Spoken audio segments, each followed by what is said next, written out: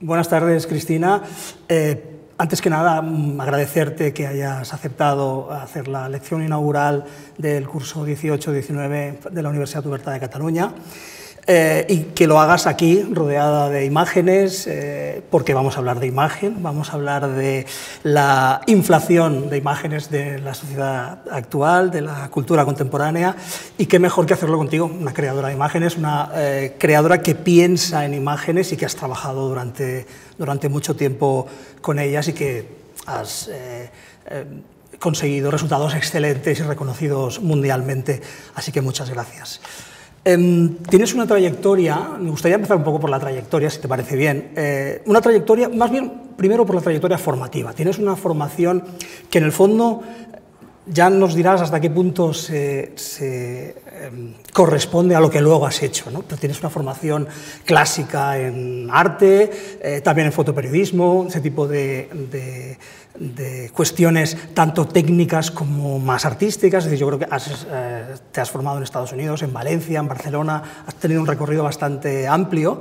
Me gustaría saber un poco, o que nos hablaras un poco precisamente de eso, del valor de la formación en tu carrera. ¿Cómo ves ahora en retrospectiva, digamos, un poco todas aquellas decisiones de formación que tuviste en su día? Bueno, pues buenas tardes, Jordi. Muchísimas gracias por invitarme y sobre todo a formar parte y a participar de la inauguración de un curso nuevo, ¿no? En cuanto a tu pregunta, bueno, yo creo que como todas las cosas en la vida, aunque voy a empezar generalizando, luego si quieres empezamos ya más en detalle, pero yo creo que la formación es un inicio, o sea, tú tienes que tener más o menos cuando empiezas, y escuchas un poco a tu intuición, a tus padres, según en qué momento de la vida estés, y dices, bueno, pues yo creo que quiero ser esto, ¿no? Entonces vas por ahí, pero yo creo que es bueno no ver esa puerta como la única puerta, ¿no? Es una puerta de un laberinto que vas a ir probando y tú mismo vas a ir conociéndote, vas a encontrar caminos que, utilizando la intuición o utilizando a tus padres de nuevo, puedes llegar al final del laberinto a llegar a ser una persona profesional, bien formado y contento con su formación. Yo he visto la formación como eso, o sea, como puertas en un laberinto, las que he ido llamando cada vez cuando ha correspondido una. Han sido fundamentales porque me han ayudado, no solo a aprender la técnica, a aprender, toda la teoría y todo el mundo que envuelve una disciplina o a una temática, sino también a hacerme crítica, es decir, también a posicionarme y decir, bueno, aquí me están diciendo esto, yo no estoy de acuerdo y me voy a otro lado, ¿no? Entonces yo creo que es una información que se te pone delante, que tú tienes que aprovechar, pero no tragarte sin cuestionar, ¿no? O sea, porque al final tienes una herramienta para tú formarte como una persona plena, ¿no? Muy interesante el introducir desde luego el componente crítico, ¿no?, de la formación, es decir, no es solo cuestiones técnicas, sino también formarte como persona que piensa.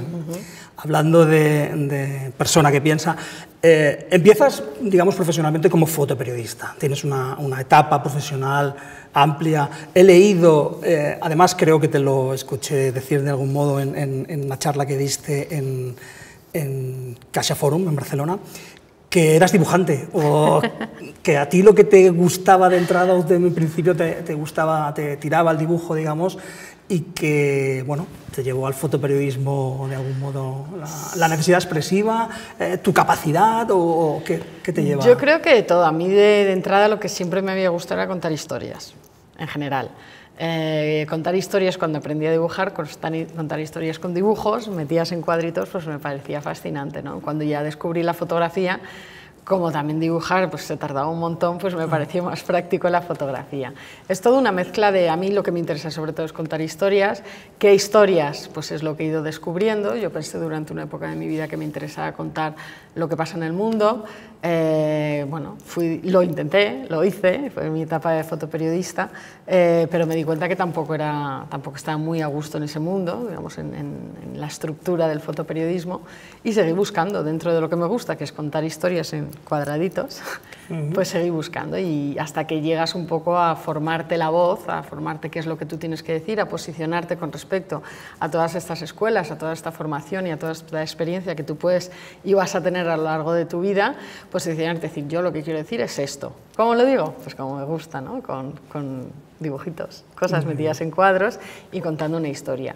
Lo que me distanció del fotoperiodismo fue esa necesidad de hablar en primera persona, de no ser neutral, de posicionarme y sobre todo de generar unos contenidos que yo no encontraba en la prensa, ¿no? Me parecía y me sigue pareciendo que está muy sesgada la información que nos dan y que el mundo está muy mal explicado para las grandes masas y bueno, pues me pareció que era un campo de acción interesante. Si te parece, luego volvemos a lo que encontraste fuera del fotoperiodismo. Ahora vamos otra vez un momento.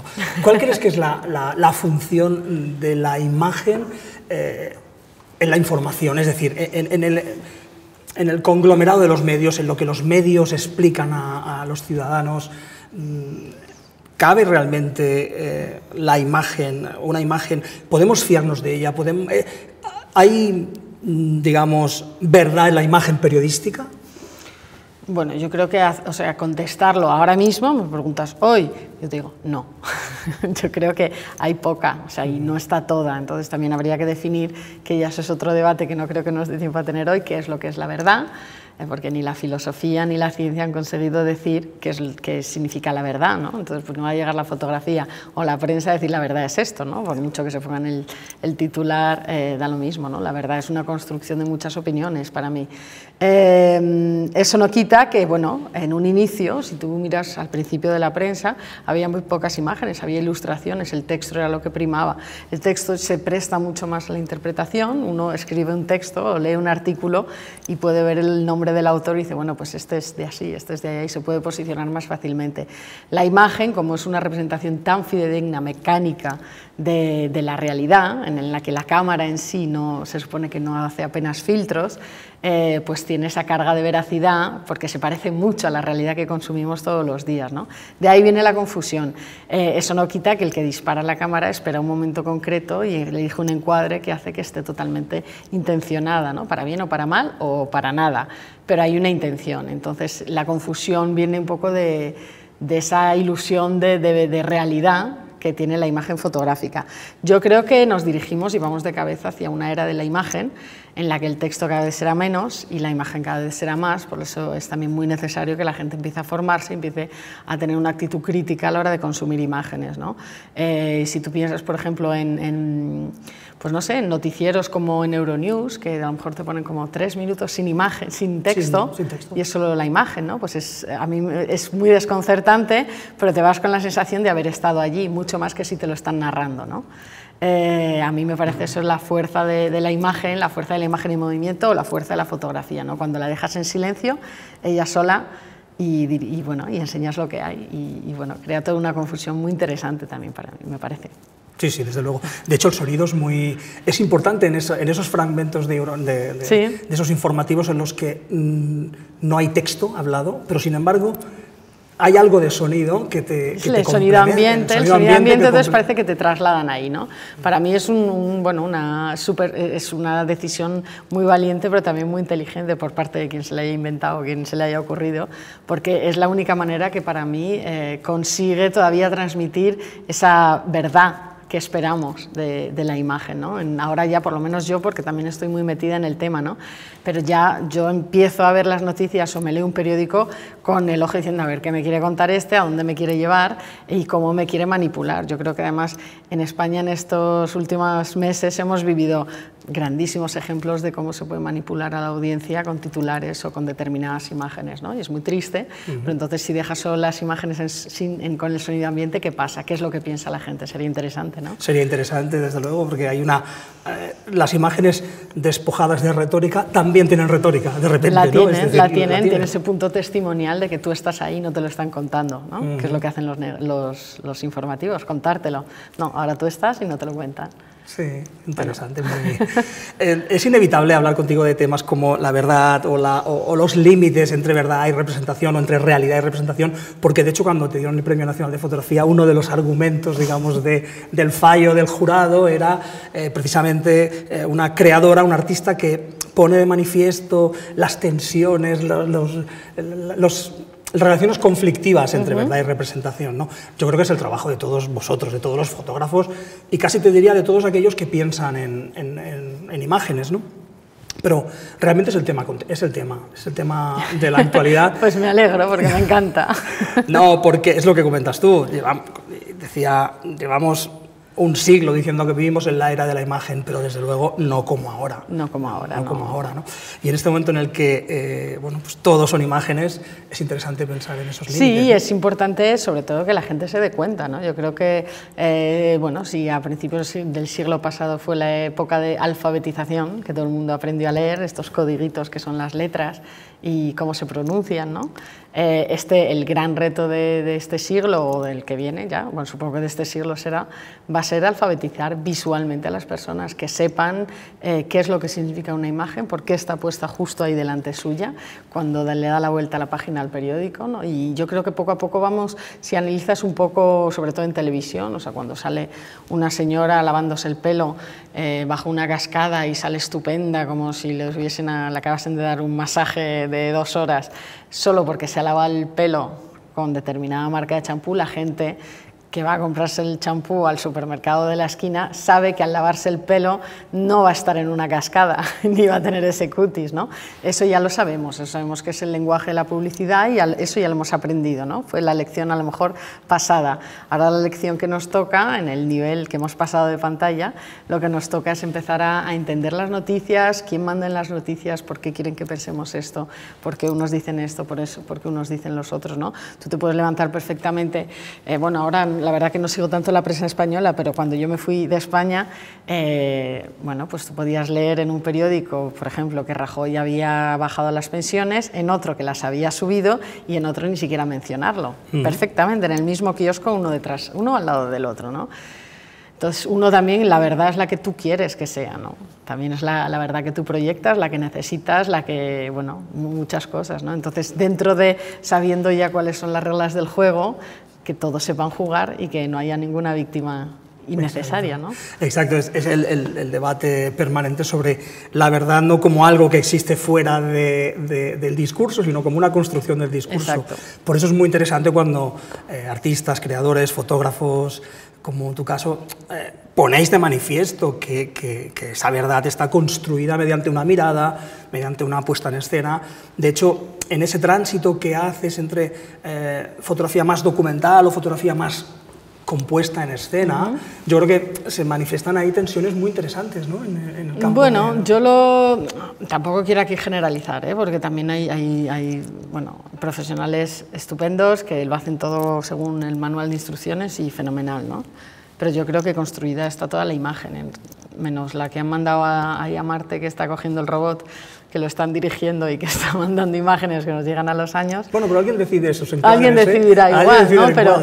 Pero al final es un poco, tú eliges en qué momento disparas, aunque estés en un conflicto, ¿no? Y tú incluso a veces pues esperas que haya un juego de perspectiva en el que parece que uno salta justo donde salta la bomba y al final tú estás haciendo una composición que es estéticamente interesante. Tú tomas unas decisiones estéticas cuando estás documentando algo que es real y algo a lo mejor que se está muriendo la gente, ¿no? Y que está sufriendo, pero tú estás pensando en composición, porque sabes que si no estás priorizando eso te va a salir una imagen que luego no va a ser impactante, ¿no? Entonces ya el propio hecho de tener que decidir estéticamente cómo se cuenta una cosa que es tan poco estética, ya nos dice todo, ¿no? Al final es una construcción. Luego, aparte, si le añadimos y si nos centramos un poco en la fotografía de conflicto, pues a lo mejor Capa pues sí que podía pasearse por el frente y pararse un rato y ahora estoy con estos y ahora estoy con los otros y ahora me vengo aquí. A lo mejor podía hacer esto, ¿no? Podía, no lo sé. Ahora no, ahora no puedes. Ahora tú tienes unas zonas y tienes que ir empotrado con una parte o con la otra y luego tienes que pasar las fotos fotos por el filtro de ellos, y luego además la publicación tiene sus propios filtros, con lo cual de la experiencia del fotógrafo, aunque vaya con toda su buena intención, hasta lo que le llega a la audiencia, hay tantos filtros, hay tanta manipulación que si eso no es construcción. Lo que pasa es que yo juego con la construcción, yo lo digo de entrada, la hago tan evidente, la llevo tan a los extremos que el tema pasa a ser la construcción y parece que yo solo, no, pero es que realmente lo que hago es evidenciar algo que en menor escala y a lo mejor sin que se hable, yo creo que casi todos los creadores y todos los que usan la cámara fotográfica o la cámara de vídeo hacen, o sea, construimos todos. Lo que pasa es que mi trabajo es sobre eso. Es decirlo. Es decirlo. Tu trabajo es pensar sobre ello. Es decirlo y pensar sobre ello. Sí, que pensemos sobre ello, sobre todo. En relación a lo que hemos comentado sobre la fotografía documental versus la fotografía compuesta en escena, hay una anécdota interesante, una historia interesante en tu entrada, en tu proceso, digamos, de candidatura y entrada a Magnum, que como sabemos es, digamos, Magnum es la reunión de todos los popes del mundo de la fotografía documental y de la verdad fotográfica, ¿no? Cuéntanos la historia de tu... Bueno, es una de las historias probablemente, debe haber más, pero una de las historias... Fue la primera un poco, porque bueno, yo también sabía dónde me metía y la verdad que esperaba como más reacciones, no solo de la gente que sabe mucho y que juzga todo esto, sino también de los propios miembros de Magnum, ¿no? Como, bueno, yo, y tampoco lo escondo, pongo en cuestión la carga veracidad de las imágenes y ahí, pues claro, estoy conviviendo y compartiendo plataforma con como tú has dicho bien, los popes y los que han ayudado un poco a construir ese valor pues casi monumental que tiene la fotografía a la hora de escribir la historia, ¿no? Y bueno, pues cuando entré, que estoy nominada, todo esto es un proceso, a lo mejor dentro de unos años vemos este vídeo y ay, mira, cuando aún estabas pendiente de si entrabas en Magnum o no, no sé si lo miraré desde dentro o desde fuera, ¿no? Pero uno de los primeros fotógrafos que me escribió con la primera pregunta, que es las que yo me esperaba, fue Abbas, que tristemente bueno, falleció hace unos meses y me alegro de haber podido conocerlo y haberle conocido así, ¿no? Y me preguntaba, dice, bueno, Cristina, yo no pude estar en la votación y quería saber por qué tú, que eres todo sobre la ficción, quieres que entrar en Magnum, que es todo sobre la verdad, ¿no?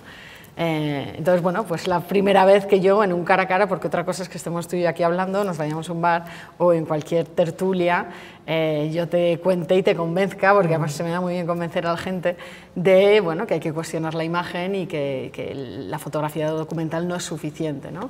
Una cosa es eso, que yo coja yo aquí a mis, ¿cómo se dice?, a los que vienen a la iglesia, a los feligreses que ya vienen a escucharme, a darles pues más razones, ¿no?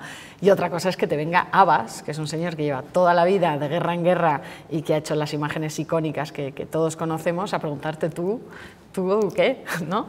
Entonces, bueno, pues fue la primera vez, yo también le expliqué un poco y me ayudó también a posicionarme un poco y saber qué es lo que, no es lo que tengo que decir, sino lo que puedo decir y de qué manera puedo explicar un poco también qué hago allí, ¿no? Y bueno, lo que hago ahora ya han seguido otros y bueno, he tenido la suerte de conocer casi a todos los miembros de Magnum. La pregunta se sigue repitiendo y... ¿Cómo convenciste a Abbas? Bueno, a Abbas tampoco, no sé si le convencí, luego al final cada uno hace lo que le da la gana, ¿no? O sea, yo creo que Abbas está muy convencido de la fotografía que hacía hasta el día que dejó de hacerla. Y a mí me pasará lo mismo, ¿no? El problema es que ni yo estoy en contra de la suya, ni él está en contra de la mía. A mí me parece que tiene que haber una concordia, ¿no?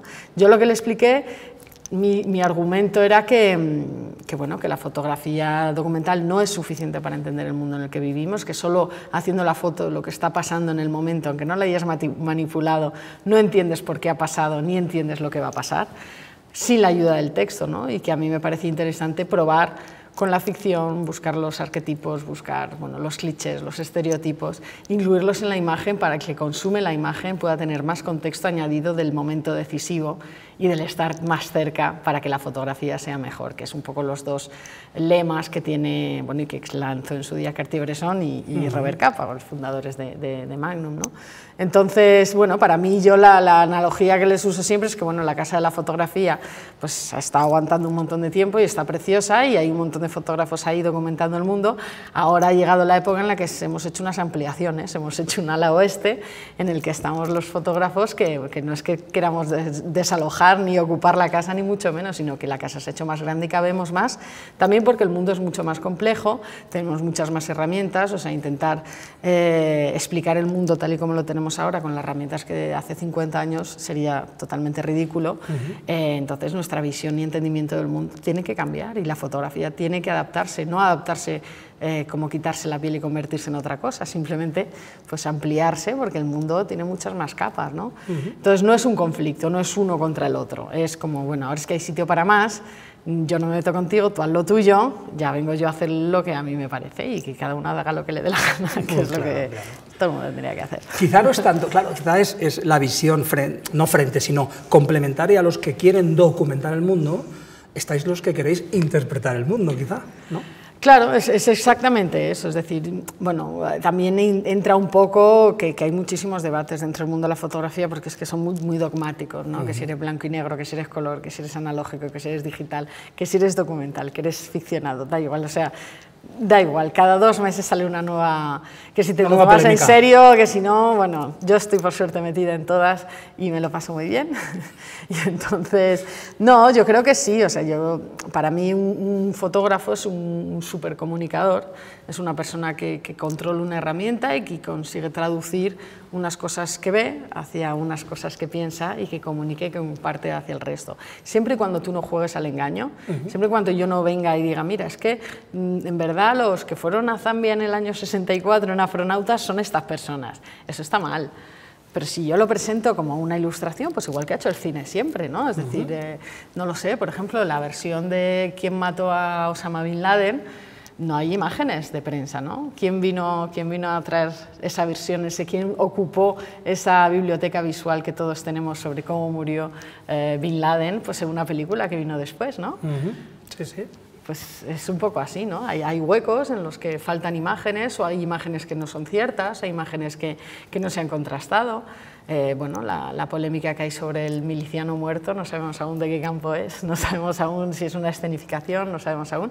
Eso no quita que sea una imagen que describe muy bien la Guerra Civil Española, ¿no? Claro. Más allá de si la ha escenificado o no. De hecho, da una capa de misterio extra a las imágenes que las hacen aún más interesantes. Yo creo que sí, yo creo que si una imagen sobrevive también es porque, bueno, pues tiene a lo mejor esa duda, pero conserva su potencia. Es una imagen buena, da igual que esté escenificado, ¿no? Yo no le reconozco más valor a una imagen porque la captura en un momento que otro que la ha imaginado y la ha escenificado, ¿no? Para capturar esa imagen en un momento tú has tenido que hacer a lo mejor 3000 fotos hasta que te salga una buena. Yo he tenido que pensar 3000 horas hasta que me salga una buena, ¿no? Bueno, pues es lo mismo. Has citado Afronautas, que es, digamos, una de las obras. Tu trayectoria ya es larga y muy exitosa, pero es una de las obras que aún la gente, supongo que todo el mundo te cita, o mucha gente te cita. Sí, la de Afronautas, ¿no? Sí.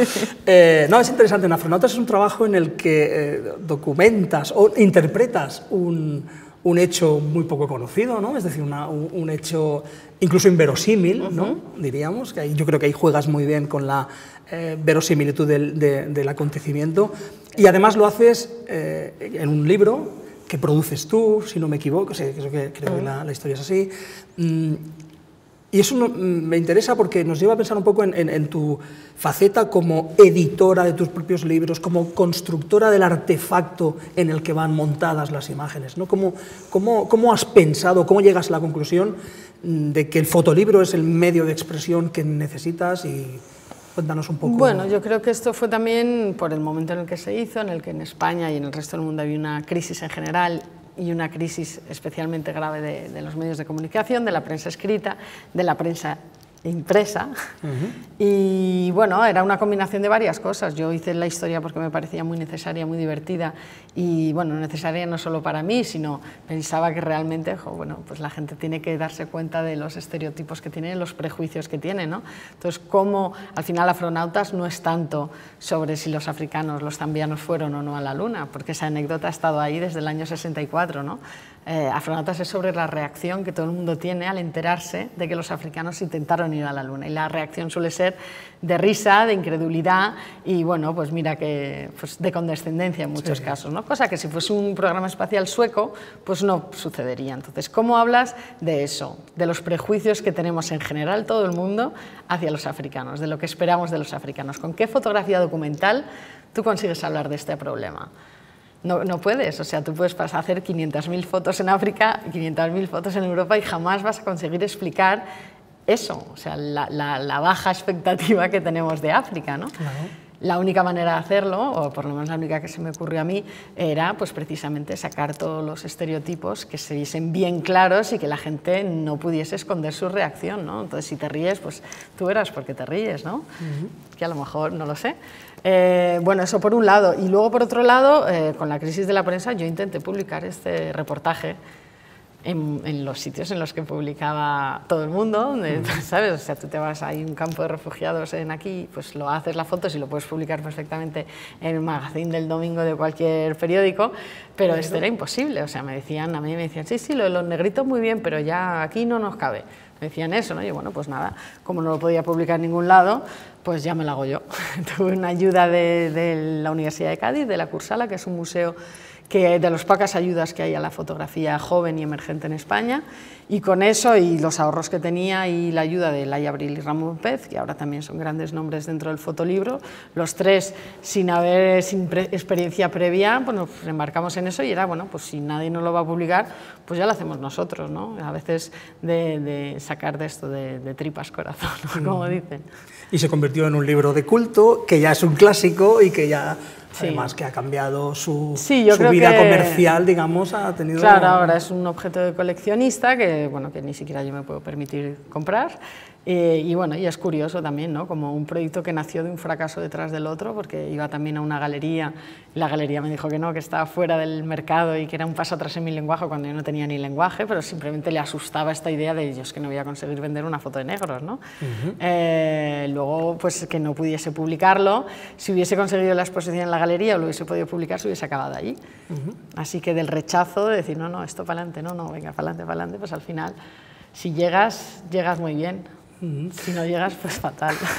No, pues, mira, en aquel caso forma parte de sí, en este caso, desde una trayectoria. Sí, y marcó un poco también la tendencia de empezar a remar contracorriente, que al final es sin yo querer nada de eso, porque tampoco es que yo nací ni tenía una voluntad de pues, estar en desacuerdo con todo, tampoco lo estoy, solo que no me gusta hacerlo a mi manera y eso resulta que es a contracorriente, ¿no? Entonces, también la idea de unirme a Magnum era un poco, no es una estrategia, pero sí es una necesidad de decir, bueno, es que necesito que alguien me apoye, es que si no, todo esto yo sola no puedo, y no soy la única que trabaja en esa línea, pero sí que necesitaba un poco de ayuda, un poco, pues quizá incluso de validación por parte de los grandes nombres, diciendo, bueno, pues no es una tontería lo que estás haciendo, ¿no? Has hablado de astronautas como el ponernos en el espejo frente al estereotipo, al propio estereotipo que tenemos de lo que debe ser un país africano.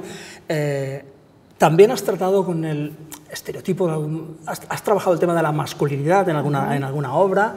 Realmente, supongo que la pregunta es un poco absurda, porque me dirás que sí, pero ¿realmente forma parte de tu discurso artístico, de tu trabajo, forma parte el trabajar con esos tópicos, con esos estereotipos, el ponernos el ponernos en conflicto con ese tipo de...? Yo creo que sí, también el trabajo que hice, no es el último, ya es el antepenúltimo, porque voy rapidito, pero el trabajo último que hice, que sobre la masculinidad en India, pues en un momento en el que, bueno, también es todo el resurgir de los derechos de la mujer, todas las luchas que hay por la igualdad, a las que yo, por supuesto, me sumo, pues también, pues, o sea, a mí me gusta un poco hacer de abogado del demonio, un poco ponerme en el lado del otro, ¿no? No lo hago aquí en España, por supuesto, porque me echarían sin estar ya aquí dentro, me echarían de nuevo.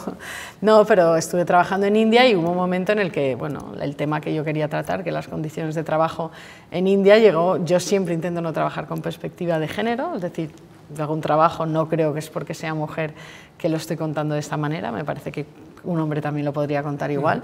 Lo que pasa es que ahí, al llegar ahí, sí que hubo un momento en el que, por ser yo mujer, las cosas cambiaron mucho, ¿no? Y fue en ese momento en el que yo decidí transformar el proyecto totalmente, porque era un elemento que yo no podía obviar, ¿no? O sea, yo no podía salir a la calle a hacer fotos, porque tenía 20 señores siguiéndome detrás. Entonces, eso te condiciona, eso lo tengo que poner de alguna manera, ¿no? Entonces, todo el proyecto se convierte y se transforma en torno a eso. Entonces, en un momento en el que todo el mundo está luchando por la igualdad de la mujer, yo me pongo e intento entender el hombre, ¿no? Entonces, en ese sentido sí que es un poco contracorriente, pero es un poco, digamos, yo lo que hago son los proyectos, no los proyectos, los contenidos que me gustaría encontrarme en prensa, o el libro que me gustaría comprar, lo hago para poder comprármelo, que luego no me lo compro, que me llega, ¿no? Pero es un poco así, no es ir sistemáticamente contracorriente o ser sistemáticamente antisistema, ¿no? Yo si tengo un estilo es poder cambiar de estilo en cada proyecto y poder cambiar de temática. Aquí me pongo con perspectiva de género, en otro me pongo con perspectiva de raza, en otro me pongo contra la prensa, en otro contra, bueno, las cosas que considero que se podrían explicar mejor o que a mí me gustaría que me las explicasen mejor, pues ya voy yo a buscarlo y hago una propuesta. Eso. Luego, aparte de haber tratado, digamos, el programa espacial africano, yo creo, por lo que he visto de tu obra, que te gusta la ciencia ficción, te gusta la serie B y también te gusta toda esa prensa sensacionalista del misterio. Es decir, es muy interesante cómo juegas con esos códigos, cómo incorporas esos códigos a tu obra, ¿no? Realmente ¿te gusta? ¿Crees productiva esta ruptura de géneros, de niveles de arte? De la serie B está al mismo nivel que el arte, digamos, considerado mayor. Bueno, es que para mí sí, o sea, para mí, por ejemplo, bueno, también para mí, es que yo también tengo unos gustos muy específicos y a mí, pues yo estudié Bellas Artes, pero me fui un poco espantada de allí porque no entendía nada. Después de pasar 5 años en Bellas Artes, pues veía los proyectos finales de carrera y no entendía nada. Y yo soy una persona que leo y veo mis películas, o sea que no me paso el día en el bar, ni me pasaba, bueno, sí un poco, pero lo normal. Pero había una especie de, había mucha distancia entre lo que el autor quería decir, el artista quería decir, y lo que a mí me llegaba. Entonces, para mí eso fue muy frustrante y por eso me fui a la otra punta de la narración visual, que era el fotoperiodismo, ¿no? Donde se supone que lo que tú tienes que decir a lo mejor no es tan tuyo, pero el lenguaje lo entienden todos, ¿no? Es que es como en arte, lo que tú tienes que decir es yo, y el lenguaje que empleas es casi para ti. Y en prensa lo que tienes que decir es te olvidas del yo, tienes que ser neutro y el lenguaje que empleas es para todos, ¿no? Yo hice un camino me fui al arte, me interesa el lenguaje del arte, no tan exagerado, pero me interesa ser yo la que hable, y me fui a prensa y me interesa mucho que me entienda todo el mundo y tener un lenguaje accesible, ¿no? Y que el público sea todo el mundo, no solo un crítico, no solo un experto. Entonces me quedé un poco en mitad y ahí estoy. Entonces pues ahora soy demasiado artística para estar en prensa y demasiado documental para estar en el mundo del arte. Viene con mi apellido, es de Middel, ya estoy. Estás ahí. Bueno, es realmente una condena muy productiva, porque estás condenada a estar en esa posición que te obliga a estar pensando todo el rato, ¿no? Pero está muy, yo creo que es que todos tenemos que... Ahora yo creo que vivimos en una época en la que hay que estar pensando todo el rato. Es que si te relajas, realmente es que si te relajas, o sea, realmente caes en un efecto bola de nieve en la que no entiendes absolutamente nada. De verdad, es que va todo tan rápido, si no entiendes bien y no estás pensando de por qué, las razones, no solo lo que está pasando, ¿no? De por qué están pasando las cosas, eres un títere, y un títere que tiene, vamos, está lejísimos de quien lo maneja, ¿no? Y que no tiene opción. Yo creo que es importantísimo ahora, o sea, incitar a la gente a hacerse preguntas. Más que a ofrecer respuestas, la gente tiene que hacerse preguntas continuamente, pues si no estamos cayendo en barrena a nivel de la civilización. Yo en este sentido soy muy optimista, porque creo que cada vez que la creación y las nuevas generaciones están muy formadas y bueno, son también, me parece que bastante divertidas en ese sentido, pero por otro lado soy muy pesimista a la hora de todo lo que hay que desmontar hasta que consigamos volver a un punto decente de democracia, de civilización, ¿no? Estamos entrando en un oscurantismo casi medieval, ¿no? En el que la política se hace con emociones, no se hace con la razón, en el que todo el mundo está, bueno, intentando manipular las opiniones con razones emocionales, ¿no? Intentando mover, no sé, naciones, en fin, todos estos grandes palabras que tanto daño han hecho, ¿no? En vez de ser práctico, es decir, bueno, pues es que si votas esto, esto, esto, y si votas este, no. Vamos a meter ahí, venga, palabras para despistar, ¿no? Entonces estoy un poco preocupada con eso. Bueno, pues se ha quedado un bonito día para pensar, ¿no? O sea, Yo creo que para sí. Ponerse en serio a pensar. Un poquito caluroso, pero sí. Me quedaría con esto casi, porque me parece una forma magnífica digamos, de acabar una lección inaugural invitando a pensar, ¿no? Y diciendo sobre todo, es imprescindible pensar. Sí, no invitando. Yo creo que tú, desde el poder que tienes, yo les obligaría a pensar. Sí, yo no puedo, pero tú sí. También puedes con tu obra. Pues los obligamos ya, ¿no? Yo les obligo a pensar. Pues muchas gracias. Muchas gracias a ti, Jordi.